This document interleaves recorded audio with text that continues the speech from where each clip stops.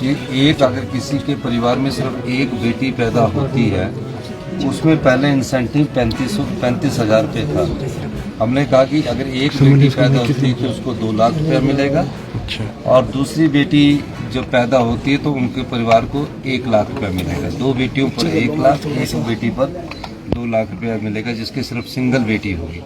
क्या संदेश इस बारे में प्रदेशवासियों को? देखिए, हिमाचल ने बहुत अच्छी इसमें तरक्की की है, और कन्या भ्रूण हत्या के मामले में 2014 में जो स्थिति थी उसमें हम बहुत अच्छी स्थिति में आए हैं। हमारे 1000 के पीछे 950 गर्ल्स का रेशो है, और देश में हम तीसरे स्थान पर है। इसलिए ये कार्यशाला जिसका 2 दिन तक आयोजन किया जाएगा, मैं इसके लिए हमारे जो हेल्थ मिनिस्टर हैं उनका धन्यवाद करना चाहूँगा। कन्या भ्रूण हत्या को लेकर इस प्रकार की कार्यशाला की आयोजन किया गया। सर, आपने एक बड़ी बात कही है कि एक बच्चे की पैदा होने पर 2 लाख रुपए देगी सरकार। क्या है सर योजना? नहीं, अब जो और क्या कर रही है कि एक अगर किसी के परिवार में सिर्फ एक बेटी पैदा होती है, उसमें पहले इंसेंटिव 35,000 रुपये था।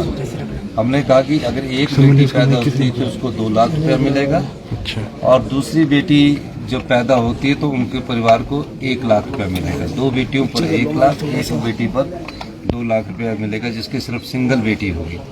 तो मैंने कहा कि ये बहुत बड़ी बात है कि जो और भी कुछ जगह कहीं, वैसे हिमाचल प्रदेश में बहुत कम है, पर कुछ जगह अगर ये होगा तो इंसेंटिव के तौर पर आज के बाद जब नोटिफिकेशन होगी उसके बाद कोई भी बेटी पैदा होगी और एक ही बेटी होगी, वो 2 पिछले लोगों के लिए नहीं, अगले लोगों के लिए उनको 2 लाख रुपए की इंसेंटिव। हेल्थ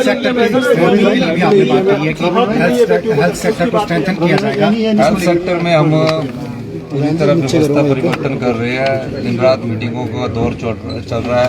आप सब लोगों का भी हेल्थ कार्ड बन रहा है।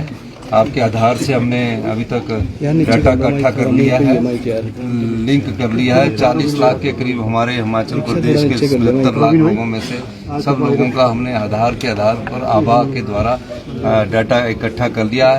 एक क्लिक के द्वारा आपका पूरा हेल्थ का रिकॉर्ड आ जाएगा।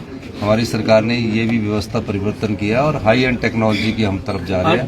ट्राइबल एरिया में सर महिलाओं को जमीन का हक और मैरिज जो लड़कियों की होती है सर, उसमें भी आपने कहा कि एज बढ़ाने पर हम विचार कर रहे हैं। नहीं, वो सब चीजें कानून के दायरे में ट्राइबल महिलाओं को की जमीन का हक की जो बात है उस बारे में सरकार विचार रखती है। और जो लड़कियों की 18 से 21 साल की एज करने की बात है, उसमें हम ये सोच रहे हैं कि किस प्रकार से लड़कियां 21 साल के बाद शादी करें, इंसेंटिव्स दे, कानून में बदलाव करें, या किसी और तरीके से उन्हें जागरूकता के द्वारा करें। तो ये सब स्थितियों पर हम बातचीत कर रहे हैं। अभी जब तक कोई फाइनल डिसीजन नहीं आ जाता तब तक हम उसके बारे में कुछ नहीं कर सकते। वर्ल्ड कप शुरू हो रहा है आज से, और जैसा कि थैंक यू।